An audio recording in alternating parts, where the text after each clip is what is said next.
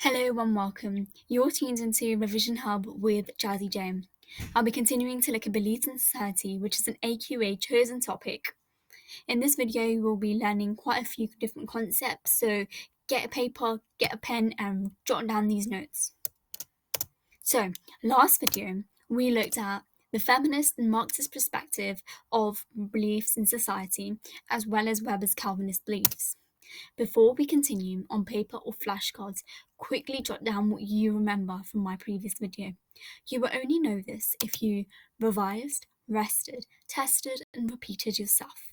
Supposedly, if you do not remember a particular concept or keyword from my previous video, then feel free to go back to my previous videos. I've made playlists so navigation is much easier. So, there are various different movements. I don't mean movement moving from one place to another, but rather movements that have caused change within society. Do you know any movements? I'll give you a clue. Martin Luther King is a type of movement that took place for racism. Can you think of any other movements that you have experienced apart from Martin Luther King? Pause and have a think. You must have had a think. So other movements could be Rosa Parks, the one about the buses and how there should be racial equality. So if you do not know two examples, which is Martin Luther King and Rosa Parks, if you do not know what they did, they were the civil rights movements. If you do not know what they have done, please go to Google and have a look at Martin Luther King and Rosa Parks. They're incredibly inspiring individuals. So, Bruce argues that Martin Luther King, Rosa Parks, and all other individuals who've been part of movements, they are the backbones of society because they included religion whenever they wanted to do a movement. In this case, it was a civil rights movement. So they used religion to cause social change within society. As a result, the black civil rights segregation was no longer after some time. So, the first concept is being a honest broker. Pause and have a think what you think being an honest broker is. Okay, being an honest broker is simply a church providing relevant guidance to help people like Martin Luther King or Rosa Parks. So they go to the church and the church, be very honest, uses their wisdom and knowledge of the Bible or any other religious texts, depending on which society they go to, and based on that they give guidance that okay, religion allows X, religion does not allow Y.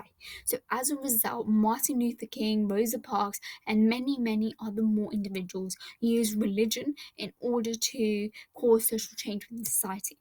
I think that Martin Luther King and Rosa Parks are two very influential individuals which mostly everyone knows, so it's good to use these two examples in particular. Again, taking a moral high ground. What do you think this is? Try breaking the words apart. Pause and have a think. Okay, I hope you've had a think about that. So taking a moral high ground is using religious references such as love your neighbor as yourself. So this is what taking a moral high ground actually means. So this is it for the movement section. Then there was another movement known as the New Christian Right movement. Have you heard of it? Okay, so for those who've heard of it, good, this will be a revision. But for you guys who have not heard about this, the New Christian Right movement was simply they wanted a traditional world. They wanted people to go back to God and bring God back to people, because due to us living in a postmodern society in today's modern world, we are no longer religious. We do no longer believe in God. So the thing is that they wanted to bring the world back to God. They were anti-abortion, anti-divorce. So all of these things very traditional in the Bible and majority of other religious texts. So they wanted social change, but they did not get it. They tried very hard to bring God back into the world that we're living in, have things like anti-divorce or anti-abortion, but they failed. So this is a good counter argument or even a criticism for the previous, how religion does not always result in social change. So you can contrast all of these views to my previous slide about Martin Luther King and Rosa Parks. Let's look at the Neo-Marxists. Blanche is a sociologist. Blanche argues that religion provides us with a sense of hope. a hope, and it provides us a sense of hope by giving us religious references, teachings from parables. It allows us to provide something known as a utopia, a perfect heaven. I think of this as a perfect world.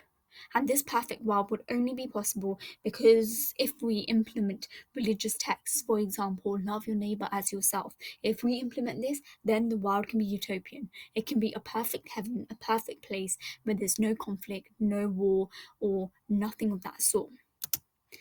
Next, we look at Anglicans. Under the rule of I think Roman Catholics were under the rule of Catholicism was under the rule of Roman Catholics. They wanted social change. They used religion, and so they were able to achieve social change. It's a type of Neo-Marxist there. Got a bit confused there, but that is how it is. And an example of just could be seen that in churches, for example, if you are of a lower rank, then the lower rank people in the church will be encouraged by the higher rank people, for example, the Pope or bishops, so that they can progress within their religious world. So this is a key example which you can use. Gramsci and hegemony. So these are two very key words which will be coming up in my next video. So please stay tuned for that. And the liberation theology. Some people find this really difficult. I don't think this is that difficult. It's just made to seem a bit more difficult than it is. So, people wanted revolution. The working class were treated very badly, especially the poor. They were beaten, they were tortured, they were treated so badly. So, what happened is one day they led a revolution. So, Otto Mandura argues that this was the revolution that actually took place. They overthrew the ruling class. It was just a small type of revolution that took place because they wanted to rise for equality. Evangelicals really believed that it would be good if we actually go and help those people who are oppressed, some people who were beaten and tortured by other individuals, especially the poor. So the evangelicals really took a huge initiative during that time period to actually help the people who were poor. However, Tony and Lawney argues that the Pope said that, okay, we're turning into Neo-Marxists, so we should stop this.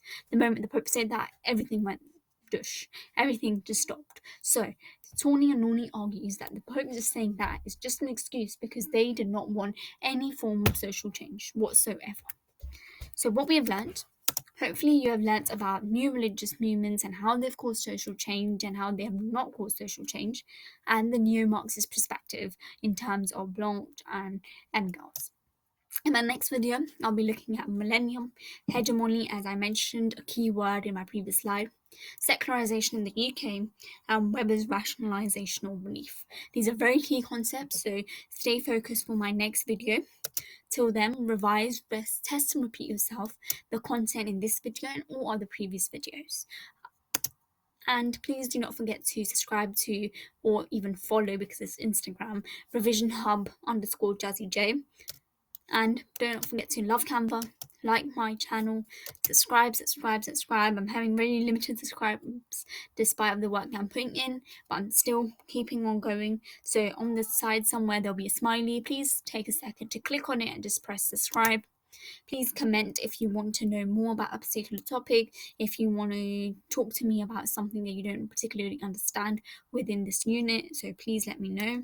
And please press the bell icon to never miss my video. Till then, revise, rest, test, and repeat yourself. Thank you so much for your time.